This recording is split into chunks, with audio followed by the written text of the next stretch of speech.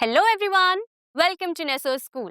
जैसा कि आप जानते हैं कि क्लास 10th सिविक्स में चैप्टर 2 फेडरलिज्म एक काफी इम्पोर्टेंट चैप्टर है और आपके बोर्ड एग्जाम्स में इसी चैप्टर से कई सारे एमसीक्यूज यानी कि मल्टीपल चॉइस क्वेश्चंस पूछे जाते हैं। इसीलिए हमारे आज के इस ऑल एमसीक्यूज में हम सॉल्व करने वाले हैं टोटल 40 एमसीक्यूज जो कवर करते हैं चैप्टर 2 के सभी टॉपिक्स को। तो बिना किसी देरी के शुरू करते हैं और देख लेते हैं हमारा सबसे पहला एमसीक्यू, जो कि एक 2 स्टार एमसीक्यू है। 2 स्टार का मतलब हम ऑलरेडी जानते हैं, ये क्वेश्चन वेरी वेरी इंपॉर्टेंट है और इसके आने के चांसेस आपके एग्जाम में काफी ज्यादा हाई हैं। तो चलिए रीड कर लेते हैं इस क्वेश्चन को। Choose the correct option related to the concurrent list of the Indian constitution. तो यहाँ पर 4 ऑप्शंस दिए गए हैं और इन ऑप्शंस में डिफरेंट सब्जेक्ट्स या फिर मैटर्स दिए गए हैं। आपको एक ऐसे ऑप्शन को चूज करना है जो कि रिलेटेड है कॉन्करेंट लिस्ट से, मतलब कि इनमें से एक ऐसे ऑप्शन को आपको चूज करना है जिस ऑप्शन में दिए गए सभी सब्जेक्ट्स कॉन्करेंट लिस्ट में इंक्लूडेड हैं। आपके ऑप्शंस क्या क्या हैं? ऑप्शन ए में है मैरिज, करेंसी, कॉमर्स।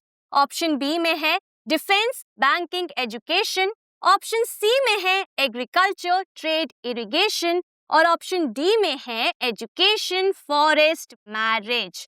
तो इनमें से करेक्ट ऑप्शन क्या होगा? हम सब जानते हैं कि कॉन्करेंट लिस्ट में ऐसे सब्जेक्ट्स इंक्लूड किए गए हैं जो कि सेंटर के लिए और स्टेट गवर्नमेंट्स के लिए, दोनों के लिए ही काफी ज्यादा इम्पोर्टेंट हैं। इसीलिए सेंटर एंड स्टेट गवर्नमेंट्स दोनों ही इन पर लॉज बना सकती है। करेक्ट। तो इनमें से कौन सा ऑप्शन हमारा सही ऑप्शन है? अगर हम बात करें ऑप्शन ए की, तो यहाँ पर सिर्फ मैरिज ही एक ऐसा सब्जेक्ट है जो कि कॉन्करेंट लिस्ट में इंक्लूडेड है, बाकी के दोनों नहीं। इसलिए ये ऑप्शन गलत हो जाता है। ऑप्शन बी की अगर हम बात करें तो यहाँ पर सिर्फ एजुकेशन ही इंक्लूडेड है कॉन्करेंट लिस्ट में, इसीलिए ये भी गलत है। अगर हम आगे बढ़े ऑप्शन सी के तरफ, तो यहाँ पर दिए गए सब्जेक्ट्स आते हैं स्टेट लिस्ट के अंदर।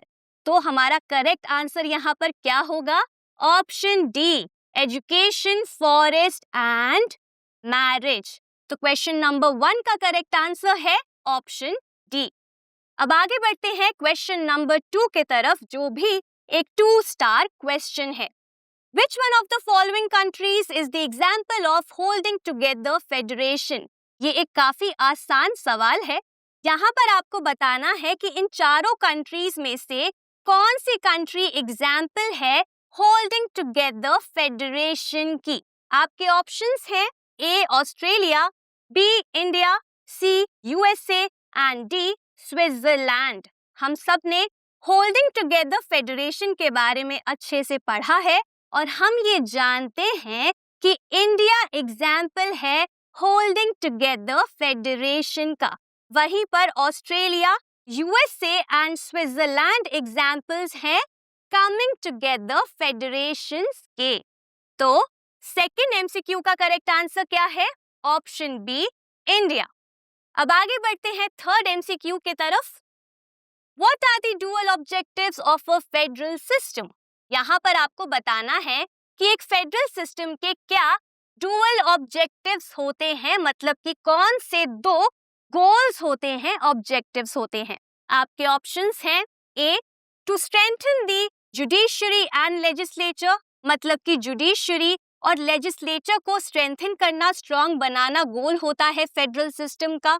Option B, to centralise power and ensure uniform laws, मतलब कि पावर को सेंट्रलाइज करना, मतलब कि सारी की सारी पावर सेंट्रल गवर्नमेंट के हाथ में आ जाना और यूनिफॉर्म लॉज को इंश्योर करना देश के अंदर, ये गोल होता है फेडरल सिस्टम का। Option C, to safeguard national unity and accommodate regional diversity, मतलब कि देश की यूनिटी को, एकता को सेफगार्ड करना, प्रोटेक्ट करना और रीजनल डाइवर्सिटी को अकोमोडेट करना गोल होता है, ऑब्जेक्टिव होता है फेडरल सिस्टम का। या फिर option D, to promote economic equality and political stability, मतलब कि देश के अंदर आर्थिक रूप से समानता रखना और साथ ही साथ पॉलिटिकल स्टेबिलिटी को प्रमोट करना गोल होता है फेडरल सिस्टम का। तो इसमें से हमारा करेक्ट आंसर कौन सा है? Option C, to safeguard national unity and accommodate regional diversity, और इसके बारे में हमने डिटेल में हमारे लेक्चर्स में पढ़ा है। तो चलिए अब आगे बढ़ते हैं अगले MCQ के तरफ। Read the following statements regarding the creation of states on the basis of language in India and choose the correct option। तो यहाँ पर 4 स्टेटमेंट्स दी गई हैं, किससे रिलेटेड? लिंग्विस्टिक स्टेट्स से रिलेटेड। आपको करेक्ट स्टेटमेंट्स को आइडेंटिफाई करना है और फिर करेक्ट ऑप्शन को चूज करना है। तो चलिए एक एक करके इन स्टेटमेंट्स को पहले समझ लेते हैं। स्टेटमेंट 1 में लिखा है, linguistic states made the country more United and stronger. मतलब कि लिंग्विस्टिक स्टेट्स ने भाषा के आधार पर हमारे देश में जो राज्य बनाए गए, उन्होंने हमारे देश को और भी ज्यादा यूनाइटेड बना दिया और स्ट्रॉन्ग बना दिया। क्या ये स्टेटमेंट सही है? जी हाँ, ये स्टेटमेंट बिल्कुल करेक्ट है। इसके बाद सेकंड स्टेटमेंट में लिखा है, linguistic states made administration easier. मतलब कि लिंग्विस्टिक स्टेट्स ने हमारे देश के अंदर एडमिनिस्ट्रेशन को, प्रशासन को बहुत ज्यादा आसान बना दिया। क्या ये सही है? जी हाँ, सेकंड स्टेटमेंट भी करेक्ट है। इसके बाद थर्ड स्टेटमेंट में लिखा है, linguistic states has Weeknd the federal structure. अब ये स्टेटमेंट यहाँ पर इनकरेक्ट है, गलत है, क्योंकि हमने ये पढ़ा है कि हमारे देश में लिंग्विस्टिक स्टेट्स के वजह से फेडरल स्ट्रक्चर बहुत ज्यादा स्ट्रॉन्ग बना था, वीक नहीं। इसीलिए ये स्टेटमेंट गलत है। इसके बाद आगे बढ़ते हैं आखिरी स्टेटमेंट की तरफ। Linguistic states led to the recognition of Indian languages. मतलब कि लिंग्विस्टिक स्टेट्स के क्रिएशन की मदद से हमारे देश की डिफरेंट लैंग्वेजेस को रिकॉग्निशन मिला, पहचान मिली। क्या ये स्टेटमेंट करेक्ट है? जी हाँ, ये भी सही है। तो हमारी करेक्ट स्टेटमेंट्स यहाँ पर कौन कौन सी हैं? 1, 2 एंड 4। तो इसके अकॉर्डिंग हमारे ऑप्शंस में करेक्ट ऑप्शन कौन सा होगा? Option C, 1, 2 and 4। तो इसी के साथ हमने क्वेश्चन नंबर 4 को भी कंप्लीट कर लिया है। अब आगे बढ़ते हैं अगले MCQ के तरफ, जो कि एक 1 स्टार MCQ है। मतलब कि ये क्वेश्चन भी काफी ज्यादा इंपॉर्टेंट है और आपके एग्जाम में आ सकता है। Which level of government was added by the 73rd and 74th constitutional amendments? ये बहुत आसान है। यहाँ पर आपको बताना है कि हमारे देश के अंदर 73rd और 74th कॉन्स्टिट्यूशनल अमेंडमेंट्स के बाद कौन सी लेवल ऑफ गवर्नमेंट को ऐड किया गया था। आपके ऑप्शंस हैं A central government, B state government, C regional government and D local government. तो इसका करेक्ट आंसर क्या है? इसका सही जवाब है ऑप्शन डी, लोकल गवर्नमेंट। हमने ये पढ़ा था कि हमारे देश में पहले सिर्फ 2 टियर सिस्टम था, जहां पर सिर्फ सेंटर और स्टेट के बीच में ही पावर्स को शेयर किया जाता था, लेकिन उसके बाद 3rd टियर को क्रिएट किया गया था।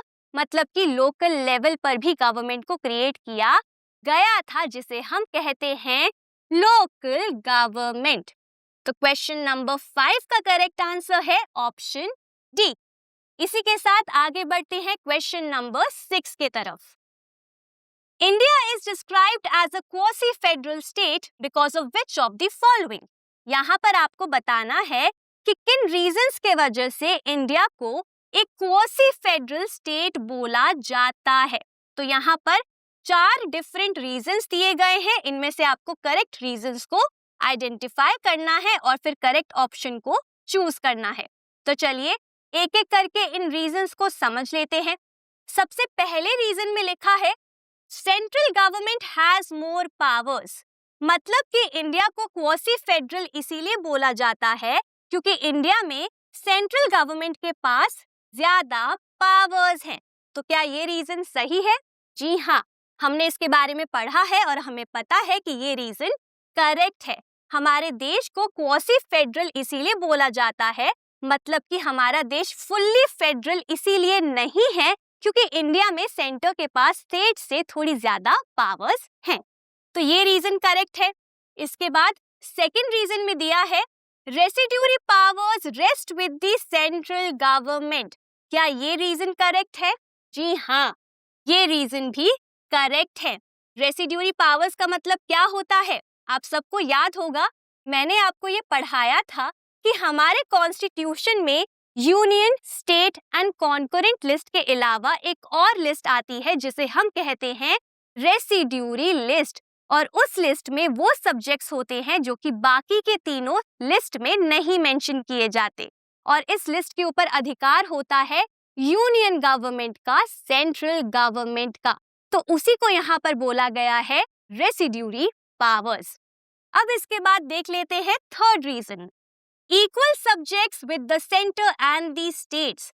मतलब कि इंडिया को क्वासी फेडरल इसीलिए डिस्क्राइब किया जाता है क्योंकि इंडिया में इक्वल सब्जेक्ट्स है सेंटर और स्टेट्स के पास।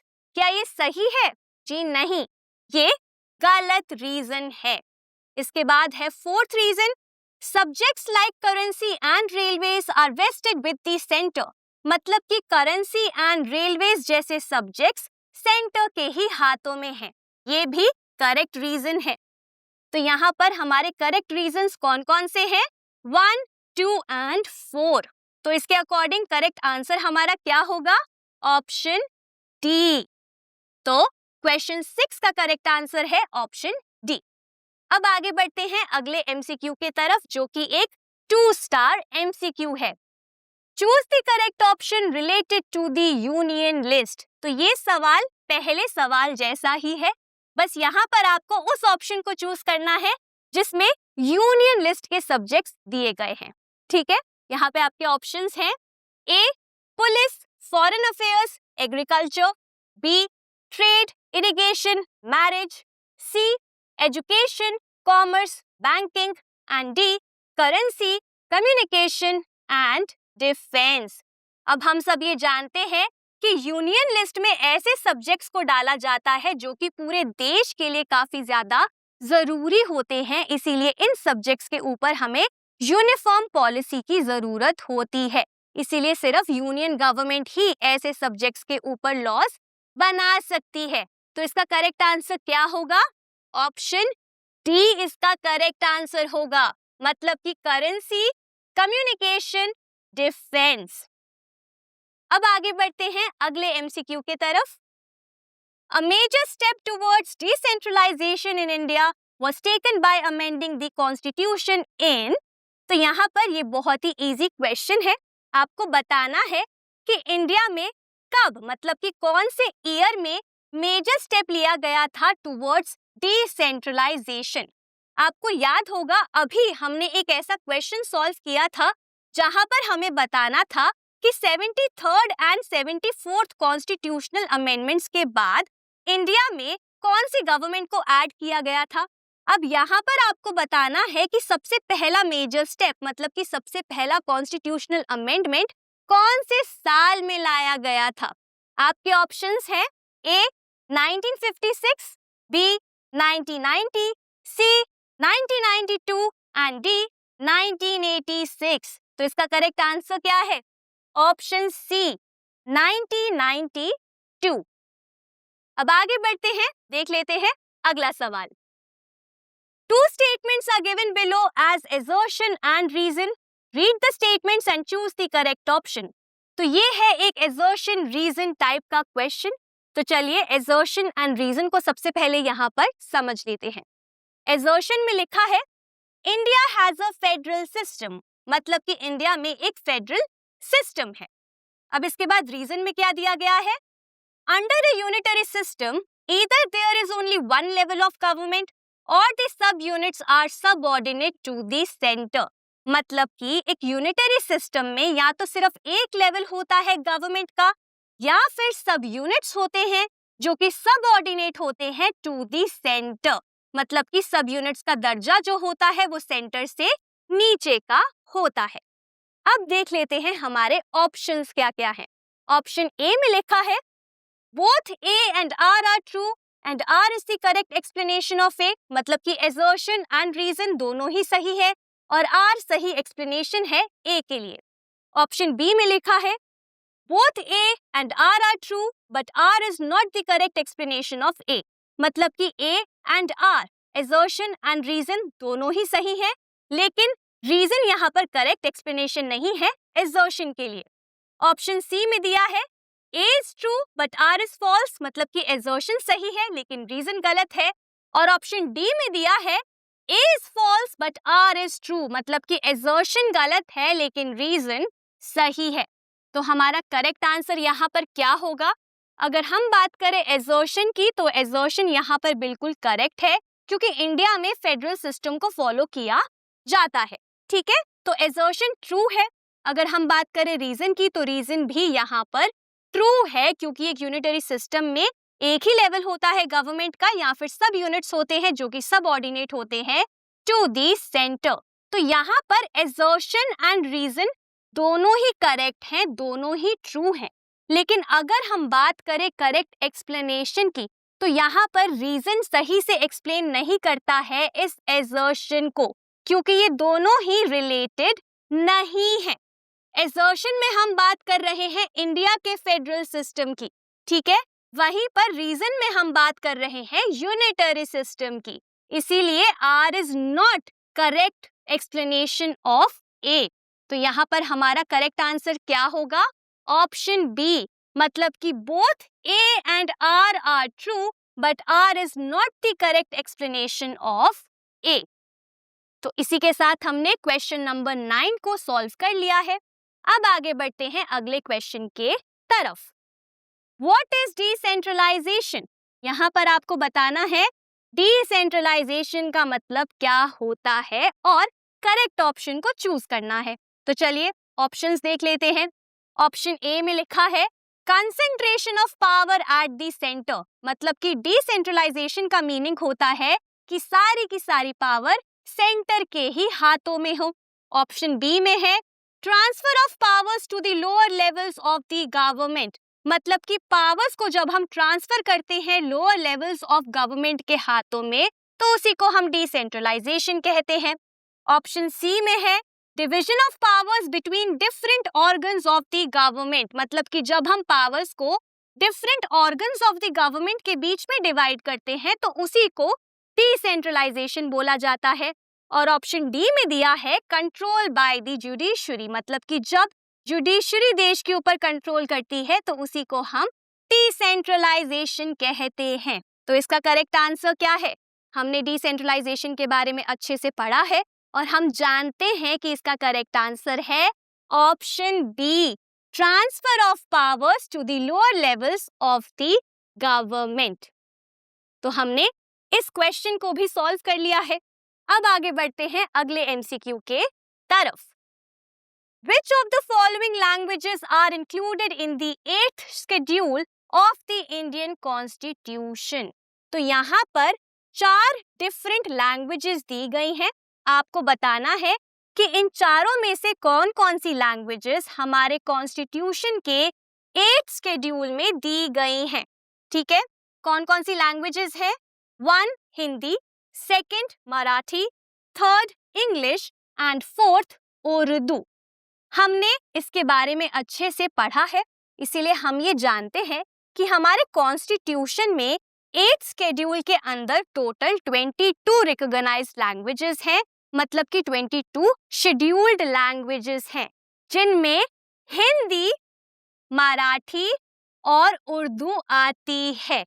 तो इसका करेक्ट आंसर है हिंदी, मराठी और उर्दू। वहीं पर इंग्लिश भाषा को रिकॉग्नाइज्ड लैंग्वेज में, शेड्यूल्ड लैंग्वेजेस में इंक्लूड नहीं किया गया है। तो हमारा करेक्ट आंसर क्या होगा? Option B 1, 2 and 4। अब आगे बढ़ते हैं अगले एमसीक्यू के तरफ। Which of these is a union territory? ये बहुत ही इजी क्वेश्चन है। यहाँ पर आपको बताना है कि इनमें से कौन सी एक यूनियन टेरिटरी है। आपके ऑप्शंस हैं A Goa, B Sikkim, C Chandigarh and D Mizoram. तो इसका करेक्ट आंसर क्या है? इसका करेक्ट आंसर है ऑप्शन सी चंडीगढ़। अब आगे बढ़ते हैं अगले क्वेश्चन के तरफ, जो एक 1 स्टार एमसीक्यू है। Identify the correct feature of the unitary form of government from the following options. तो यहाँ पर आपको बताना है कि इन चारों में से कौन सा फीचर है यूनिटरी फॉर्म ऑफ गवर्नमेंट का। ठीक है, आपके ऑप्शंस हैं ए, देयर आर 2 और मोर लेवल्स ऑफ गवर्नमेंट, मतलब कि एक यूनिटरी सिस्टम में 2 या 2 से ज्यादा लेवल्स होते हैं गवर्नमेंट के। Option B, different tiers of government govern the same citizens, मतलब कि यूनिटरी सिस्टम में डिफरेंट लेवल्स गवर्नमेंट के सेम सिटीजंस को ही गवर्न करते हैं। ऑप्शन सी में है the sub units are subordinate to the central government, मतलब कि एक यूनिटरी सिस्टम में जो सब यूनिट्स होते हैं वो सबऑर्डिनेट होते हैं टू द सेंटर। और ऑप्शन डी में लिखा है each tier of government has its own jurisdiction, मतलब कि एक यूनिटरी सिस्टम में हर एक लेवल ऑफ गवर्नमेंट के पास अपनी खुद की ज्यूरिसडिक्शन होती है, खुद की लीगल अथॉरिटीज होती हैं। तो इसमें से हमारा सही ऑप्शन क्या है? हम ये जानते हैं कि एक यूनिटरी फॉर्म ऑफ गवर्नमेंट में कभी भी 2 या 2 से ज्यादा लेवल्स ऑफ गवर्नमेंट नहीं होते हैं और उनके बीच में कभी भी पावर्स को बांटा नहीं जाता है। क्यों? क्योंकि यहाँ पर जो सब यूनिट्स होते हैं वो सबऑर्डिनेट होते हैं टू द सेंट्रल गवर्नमेंट। इसीलिए इस क्वेश्चन का करेक्ट आंसर क्या है? Option C. बाकी के तीनों ही फीचर्स जो यहाँ पे दिए गए हैं ये फीचर्स हैं एक फेडरल फॉर्म ऑफ गवर्नमेंट के यूनिटरी सिस्टम के नहीं। तो क्वेश्चन नंबर 13 का करेक्ट आंसर है ऑप्शन सी। अब आगे बढ़ते हैं अगले एमसीक्यू के तरफ। Match column 1 with column 2 and select the correct code. तो ये एक 2 स्टार एमसीक्यू है, बहुत ज्यादा जरूरी है। यहाँ पर 2 कॉलम्स दिए गए हैं, कॉलम 1 एंड कॉलम 2। कॉलम 1 में आप देख सकते हैं डिफरेंट कॉन्स्टिट्यूशन के लिस्ट के नाम है और कॉलम 2 में डिफरेंट सब्जेक्ट्स के नाम है। आपको कॉलम 1 को कॉलम 2 के साथ मैच करना है। तो चलिए इन्हें मैच कर लेते हैं। सबसे पहले यहाँ पे लिखा है यूनियन लिस्ट। यूनियन लिस्ट कौन सी लिस्ट होती है? ये वो लिस्ट होती है जिसमें उन सभी सब्जेक्ट्स को डाला जाता है जो हमारे देश के लिए बहुत ज्यादा जरूरी होते हैं और जिनके ऊपर यूनिफॉर्म पॉलिसी की जरूरत होती है, जैसे कि ऑप्शन बी बैंकिंग। तो यूनियन लिस्ट में बैंकिंग का सब्जेक्ट इंक्लूडेड है। इसके बाद सेकंड है स्टेट लिस्ट। स्टेट लिस्ट में वो सब्जेक्ट्स होते हैं जो कि स्टेट के लिए जरूरी होते हैं, जैसे कि ऑप्शन सी मतलब कि पुलिस। इसके बाद थर्ड है कॉन्करेंट लिस्ट, मतलब कि वो लिस्ट जिसके अंदर वो सभी मैटर्स या सब्जेक्ट्स होते हैं जो कि सेंटर और स्टेट दोनों के लिए ही जरूरी होते हैं, जैसे कि ट्रेड यूनियन। और इसके बाद आखिरी में दिया है रेसिड्यूरी लिस्ट। रेसिड्यूरी लिस्ट का क्या एग्जाम्पल है, कौन सा सब्जेक्ट है? D computer software. तो 1 का करेक्ट आंसर है बी, 2 का करेक्ट आंसर है सी, 3 का करेक्ट आंसर है ए और 4 का करेक्ट आंसर है डी। तो इसके अकॉर्डिंग हमारे ऑप्शंस में करेक्ट आंसर कौन सा होगा? Option B. अब यहाँ पर आपने ऑब्जर्व किया होगा कि हम ऑलरेडी इन सभी एमसीक्यूज में 3 एमसीक्यूज ऐसे देख चुके हैं जो कि सब्जेक्ट्स और लिस्ट से ही रिलेटेड हैं। इससे हमें यही पता चलता है कि चैप्टर 2 में दिए गई चारों ही लिस्ट और उनके सब्जेक्ट्स आपके एग्जाम के लिए बहुत ज्यादा जरूरी है। तो चलिए इसी के साथ अब आगे बढ़ते हैं अगले एमसीक्यू की तरफ। Which of the following aspects are crucial for an ideal federal system? यहाँ पर आपको बताना है कि इनमें से कौन सा ऐसा एस्पेक्ट है जो कि जरूरी है आइडियल फेडरल सिस्टम के लिए। हमने आइडियल फेडरल सिस्टम के बारे में अच्छे से पढ़ रखा है, तो चलिए इसके ऑप्शंस देख लेते हैं। ऑप्शन ए में लिखा है अ फ्लेक्सिबल कॉन्स्टिट्यूशन, मतलब कि एक नम्य संविधान। Option B centralisation of powers, मतलब कि सारी की सारी पावर्स का सेंटर के ही हाथों में होना। Option C mutual trust and agreement to live together, मतलब कि म्यूचुअल ट्रस्ट होना, दो तरफा भरोसा होना सभी कॉन्स्टिट्यूएंट यूनिट्स के बीच में और उनका अग्री करना कि वो साथ में मिलकर रहेंगे। या फिर option D agreement to separate powers, मतलब कि पावर्स को सेपरेट करने का अग्रीमेंट। तो करेक्ट आंसर यहाँ पर क्या है? Option C mutual trust and agreement to live together. अब आगे बढ़ते हैं अगले क्वेश्चन के तरफ। What is a common feature of holding together federations? यहाँ पर आपको बताना है कि इनमें से कौन सा एक ऐसा ऑप्शन है जो डिस्क्राइब करता है common feature holding together federation का। आपके ऑप्शंस हैं option A, all units have identical powers, मतलब कि एक होल्डिंग टुगेदर फेडरेशन में सभी यूनिट्स के बीच में आइडेंटिकल पावर्स का डिवीजन होता है, मतलब सबके बीच में सेम पावर्स डिवाइडेड होती हैं। Option B, different constituent units often have unequal powers, मतलब कि अलग अलग यूनिट्स के बीच में पावर्स का अनइक्वल डिस्ट्रीब्यूशन होता है। Option C, states can separate at any time, मतलब कि देश के अंदर से कोई भी स्टेट कभी भी अलग हो सकती है। या फिर option D, states are as strong as the federal government, मतलब कि स्टेट गवर्नमेंट उतनी ही ज्यादा स्ट्रॉन्ग होती है जितनी कि फेडरल गवर्नमेंट होती है। तो इसका करेक्ट आंसर क्या है? हम सब ने ये पढ़ा है होल्डिंग टुगेदर फेडरेशंस के बारे में कि इन फेडरेशंस के अंदर सेंटर के पास ज्यादा पावर्स होती हैं और अनइक्वल डिस्ट्रीब्यूशन होता है पावर्स का स्टेट्स के बीच में और साथ ही साथ सेंटर एंड स्टेट के बीच में। ठीक है, तो इसका करेक्ट आंसर क्या होगा? ऑप्शन बी, क्योंकि बाकी के तीनों ही जो यहाँ पर फीचर्स दिए गए हैं ये फीचर्स होल्डिंग टुगेदर फेडरेशंस के नहीं है। तो करेक्ट आंसर क्या है? ऑप्शन बी, मतलब कि सभी कॉन्स्टिट्यूएंट यूनिट्स के बीच में पावर्स अनइक्वली डिस्ट्रीब्यूटेड होती हैं होल्डिंग टुगेदर फेडरेशंस में, फॉर एग्जांपल इंडिया। अब आगे बढ़ते हैं अगले एमसीक्यू के तरफ, जो कि एक 2 स्टार एमसीक्यू है। Who is the political head of a municipal corporation? आपको बताना है कि म्युनिसिपल कॉरपोरेशन के पॉलिटिकल हेड को हम क्या कहते हैं। आपके ऑप्शंस हैं ए सरपंच, बी चेयरपर्सन, सी गवर्नर, डी मेयर। तो इसका करेक्ट आंसर क्या है? Option D, mayor. अब आगे बढ़ते हैं अगले एमसीक्यू के तरफ। Which of the following significant challenges remains regarding local governments in India? यहाँ पर आपको बताना है कि कौन सा ऐसा चैलेंज है जो आज भी हमारे देश में एग्जिस्ट करता है रिगार्डिंग लोकल गवर्नमेंट्स। आपके ऑप्शंस हैं A, there are very less number of elected representatives, मतलब कि हमारे देश के अंदर बहुत कम इलेक्टेड रिप्रेजेंटेटिव्स हैं।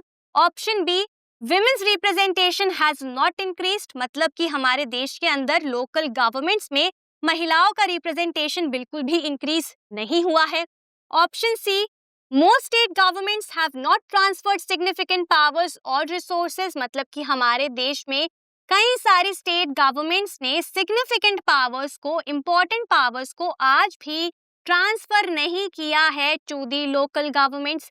या फिर option D, elections are still not held regularly, मतलब कि आज भी हमारे देश में लोकल गवर्नमेंट्स के लिए इलेक्शंस को रेगुलरली कंडक्ट नहीं करवाया जाता है। तो हमारा करेक्ट आंसर यहाँ पर क्या होगा? अगर हम बात करें सबसे पहले ऑप्शन की, तो ये ऑप्शन गलत है क्योंकि हमारे देश में कम नंबर ऑफ इलेक्टेड रिप्रेजेंटेटिव्स नहीं है। अगर हम बात करें ऑप्शन बी की, तो ये भी गलत है क्योंकि हमने ये पढ़ा था कि कैसे लोकल गवर्नमेंट्स में महिलाओं का रिप्रेजेंटेशन काफी ज्यादा बढ़ा है अमेंडमेंट्स के बाद हमारे देश के अंदर। उसके बाद अगर हम बात करें ऑप्शन डी की, तो ये भी गलत है क्योंकि इलेक्शंस को रेगुलरली कंडक्ट करवाने के लिए स्पेशली एक इंस्टीट्यूशन को हमारे देश में क्रिएट किया गया है। तो करेक्ट आंसर यहाँ पर क्या होगा? ऑप्शन सी, मतलब कि इंडिया में आज भी कई सारी state governments important powers transfer नहीं करती हैं, रिसोर्सेज को ट्रांसफर नहीं करती हैं टू दी लोकल गवर्नमेंट्स, जो कि एक मेजर चैलेंज है। तो इसी के साथ हमने क्वेश्चन नंबर 18 को सॉल्व कर लिया है। अब आगे बढ़ते हैं अगले क्वेश्चन के तरफ। Two statements are given below as assertion and reason. Read the statements and choose the correct option. तो ये फिर से आ चुका है assertion reason based question। चलिए assertion and reason को सबसे पहले समझ लेते हैं। Assertion में दिया गया है The era of coalition governments led to a new culture of power sharing in India. मतलब कि कोएलिशन गवर्नमेंट्स के एरा के आने के बाद, गठबंधन सरकारों के बनने के बाद एक नया कल्चर हमारे देश में आया पावर शेयरिंग का। इसके बाद रीजन में दिया गया है national parties were compelled to accommodate regional interest in policy making. मतलब कि जो हमारे देश की नेशनल पार्टीज थी वो मजबूर हो गई थी अकोमोडेट करने के लिए रीजनल इंटरेस्ट को पॉलिसी मेकिंग में। तो यहाँ पर हमने एजर्शन को समझ लिया है और रीजन को समझ लिया है। अब चलिए ऑप्शंस देख लेते हैं। ऑप्शन ए में लिखा है both A and R are true and R is the correct explanation of A, मतलब कि ए एंड आर दोनों ही सही है और आर सही एक्सप्लेनेशन है ए के लिए।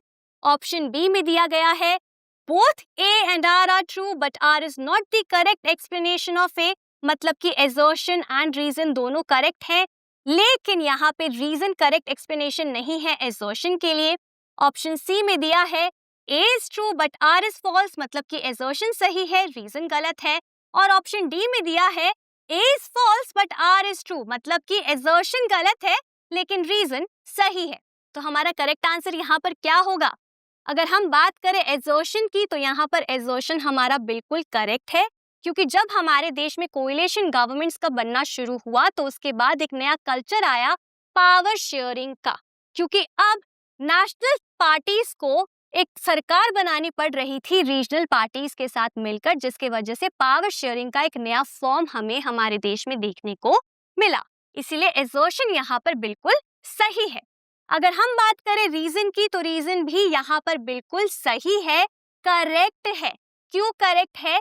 क्योंकि जब हमारे देश में नेशनल पार्टीज को खुद से सिंगल मेजॉरिटी नहीं मिली और इसके वजह से उन्हें कोएलिशन गवर्नमेंट में आना पड़ा रीजनल पार्टीज के साथ मिलकर, तो उसके वजह से अब रीजनल पार्टीज को खुश रखने के लिए, कोएलिशन गवर्नमेंट को अच्छे से स्टेबल रखने के लिए उन्हें रीजनल इंटरेस्ट को इंक्लूड करना पड़ा पॉलिसी मेकिंग में, जिसके वजह से पावर शेयरिंग का एक नया कल्चर आया हमारे देश के अंदर।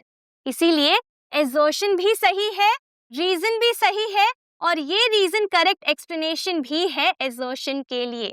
तो हमारा करेक्ट आंसर होगा option A, both A and R are true and R is the correct explanation of A. इसी के साथ आगे बढ़ते हैं अगले एमसीक्यू की तरफ, जो कि एक 2 स्टार एमसीक्यू है। Choose the correct pair among the following. तो यहाँ पर 4 ऑप्शंस दिए गए हैं जिनमें 4 डिफरेंट पेयर्स दिए गए हैं, आपको करेक्ट पेयर को चूज करना है। ठीक है, ऑप्शन ए में लिखा है रशिया यूनिटरी सिस्टम, मतलब कि रशिया में यूनिटरी सिस्टम को फॉलो किया जाता है। ऑप्शन बी में है चाइना फेडरल सिस्टम, मतलब कि चाइना में एक फेडरल स्ट्रक्चर को फॉलो किया जाता है। Option C Canada unitary system, मतलब कि कनाडा में यूनिटरी सिस्टम को फॉलो किया जाता है। And D Belgium federal system, मतलब कि बेल्जियम में एक फेडरल सिस्टम को फॉलो किया जाता है। तो इन चारों में से करेक्ट आंसर कौन सा होगा? अगर हम बात करें ऑप्शन ए की तो ये गलत है, क्योंकि रशिया में यूनिटरी नहीं फेडरल सिस्टम को फॉलो किया जाता है। ठीक है, तो ये गलत है।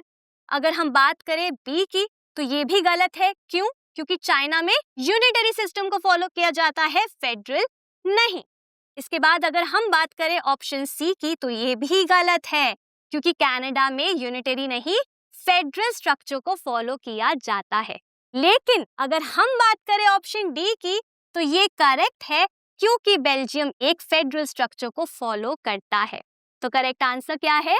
Option D, Belgium federal system. अब आगे बढ़ते हैं क्वेश्चन नंबर 21 के तरफ, जो कि एक 2 स्टार एमसीक्यू है। How does the Indian federal structure promote balanced governance across the nation?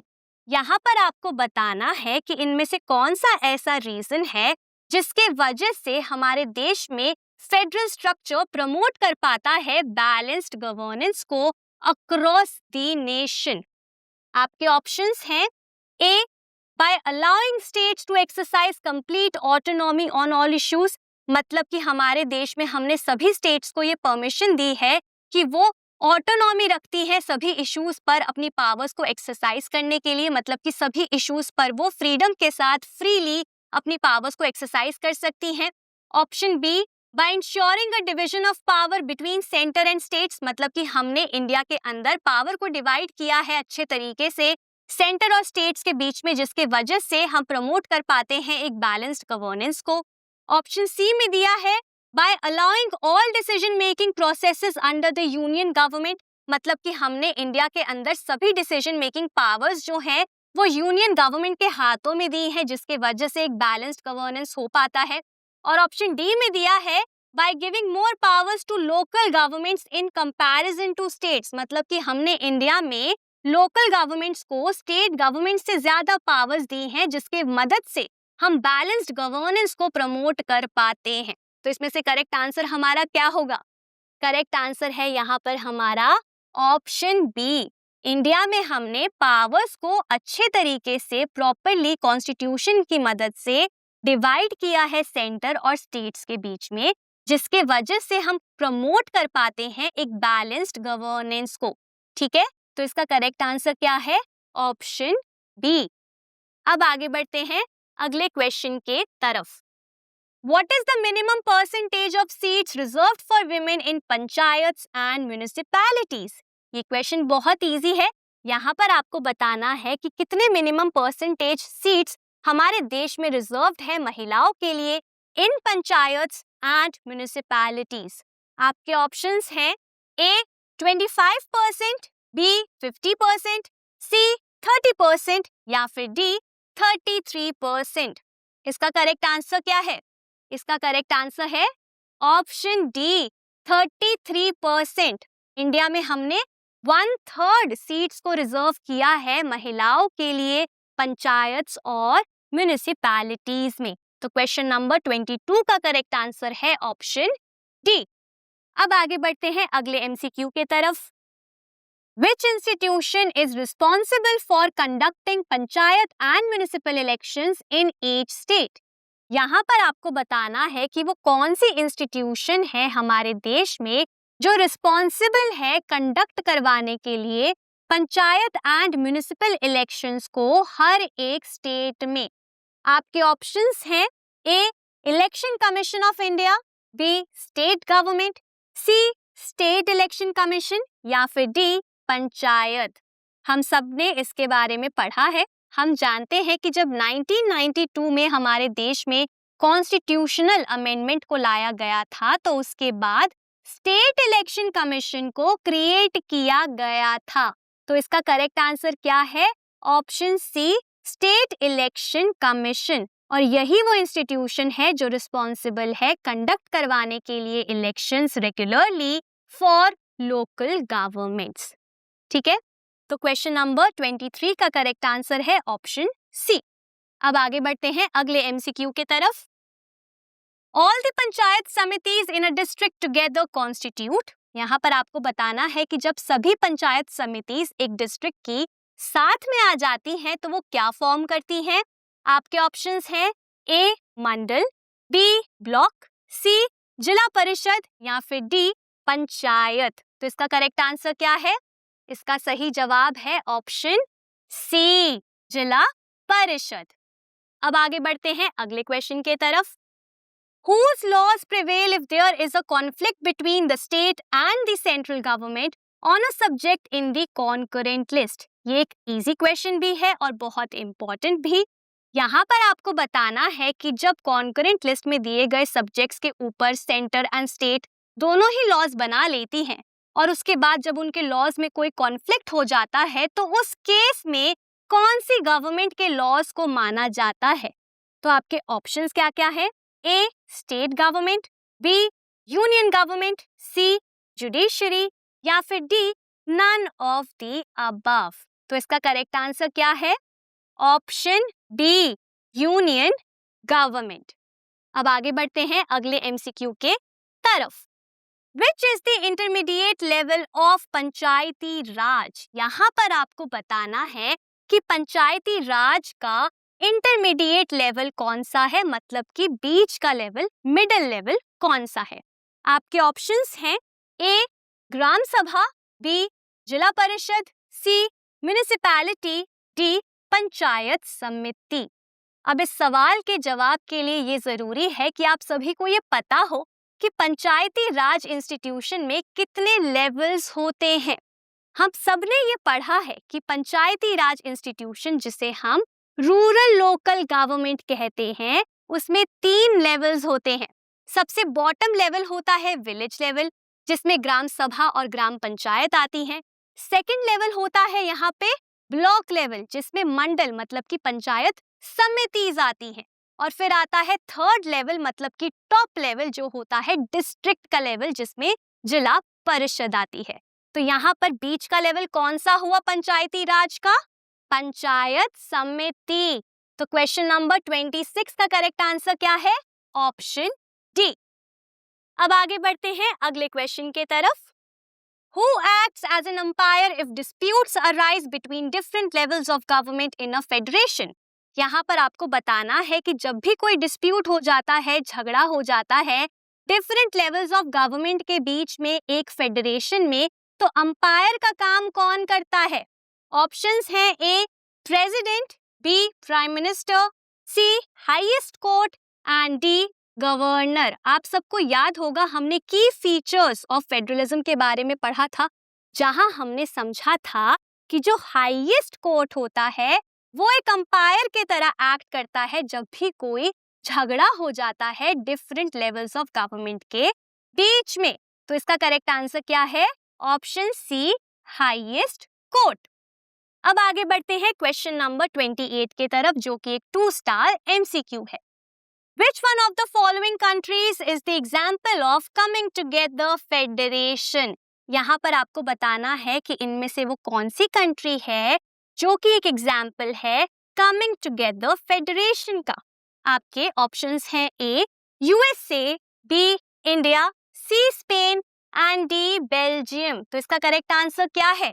हम ऑलरेडी जानते हैं कि इंडिया तो करेक्ट आंसर नहीं है, क्योंकि इंडिया एग्जाम्पल है होल्डिंग टुगेदर फेडरेशन का। तो यहाँ पर कमिंग टुगेदर फेडरेशन का एग्जाम्पल कौन सा है?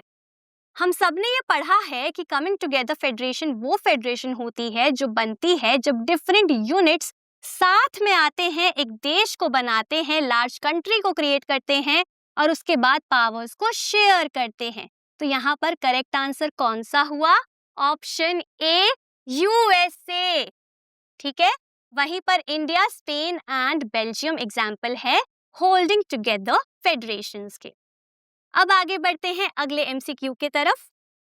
Areas that are too small to be states but can not be merged with others are called.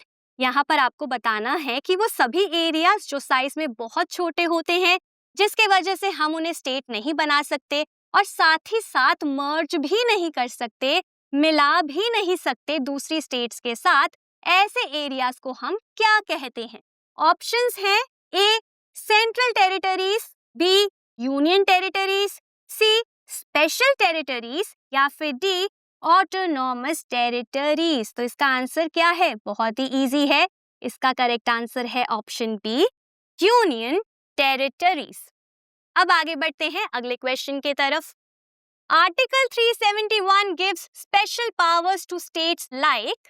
यहाँ पर आपको बताना है कि इनमें से कौन से ऑप्शन में दी गई स्टेट्स को स्पेशल पावर्स दी गई हैं हमारे देश में under article 371।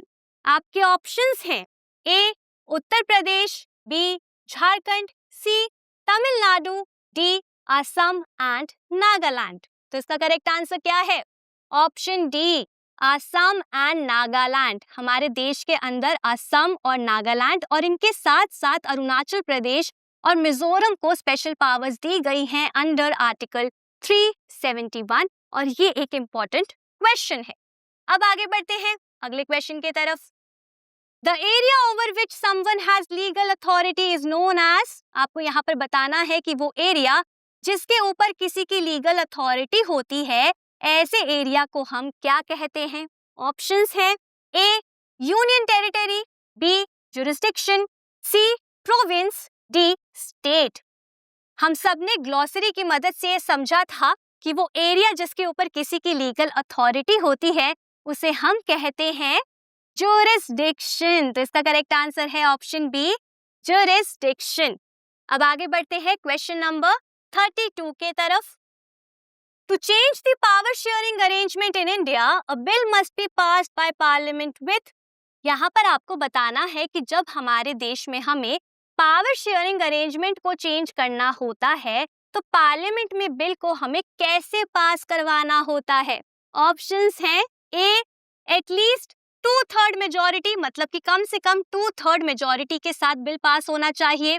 Option B with at least 1/3 majority, option C with at least 1/4 majority, या फिर ऑप्शन डी यूनानिमस वोट्स, मतलब कि सभी लोग वोट करें। तो करेक्ट आंसर इसका क्या है? हमने इसके बारे में पढ़ा है।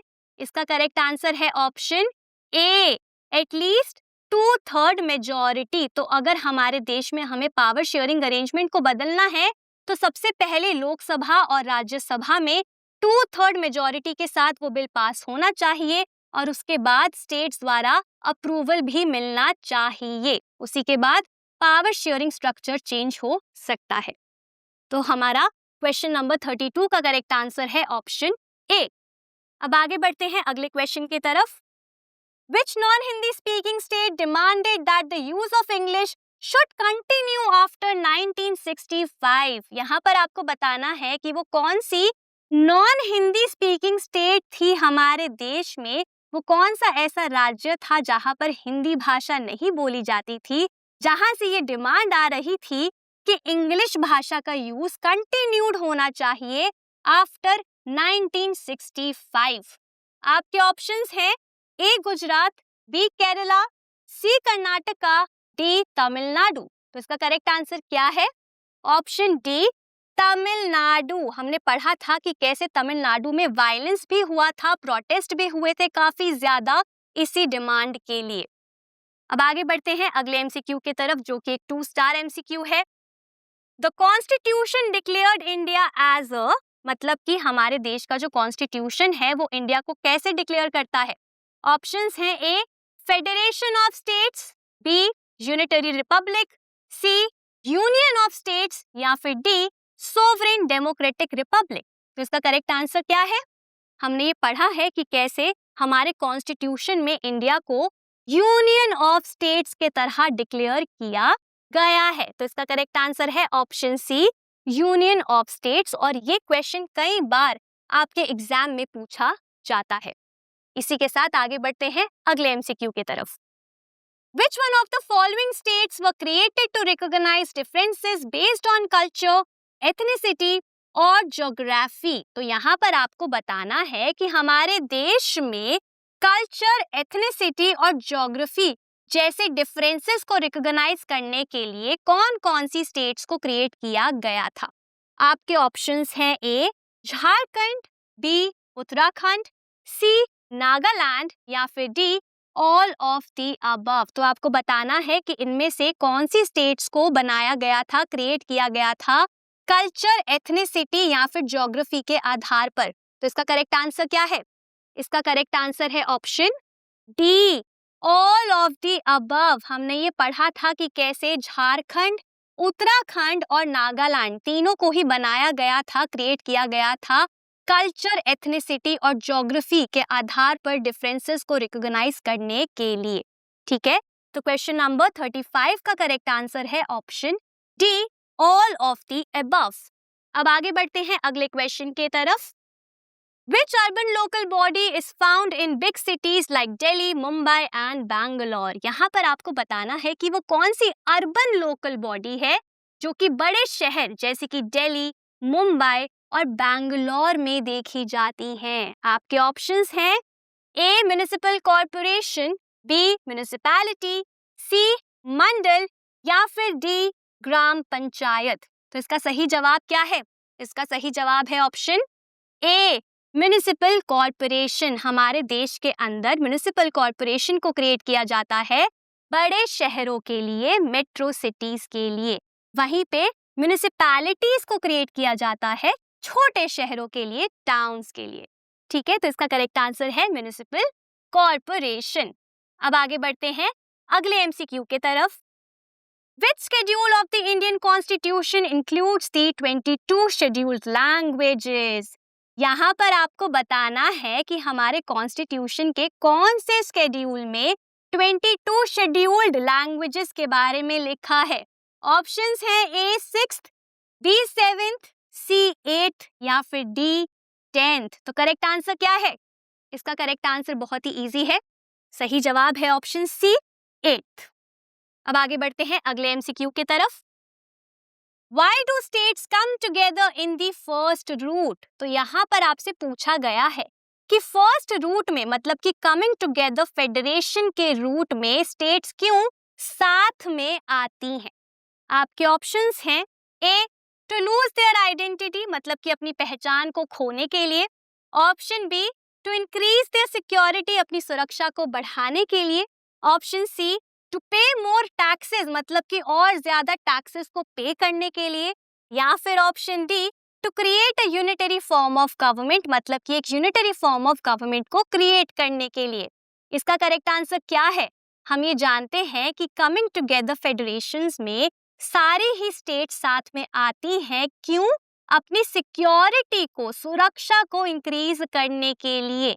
उन्हें ये लगता है कि अगर हम साथ में मिल जाएंगे, एक बड़े देश को फॉर्म कर लेंगे तो ज्यादा प्रोटेक्टेड रहेंगे, सिक्योर्ड रहेंगे। इसीलिए यहाँ पे स्टेट्स क्या करती हैं? साथ में आती हैं, अपनी सॉवरेनिटी को वो पूल करती हैं, मिला देती हैं और फिर सेंटर के साथ अपनी पावर्स को शेयर करती हैं। तो करेक्ट आंसर क्या है? Option B to increase their security. और यहाँ पर साथ ही साथ वो अपनी आइडेंटिटीज को खोती नहीं है बल्कि रिटेन करती हैं, बरकरार रखती हैं। ठीक है, तो इसका करेक्ट आंसर है ऑप्शन डी। अब आगे बढ़ते हैं क्वेश्चन नंबर 39 के तरफ। Who supervises the functioning of a gram panchayat? यहाँ पर आपको बताना है कि ग्राम पंचायत की फंक्शनिंग को कौन सुपरवाइज करता है। ऑप्शंस है ए सरपंच, बी ग्राम सभा, सी एमएलए या फिर डी चेयरपर्सन। इसका करेक्ट आंसर क्या है?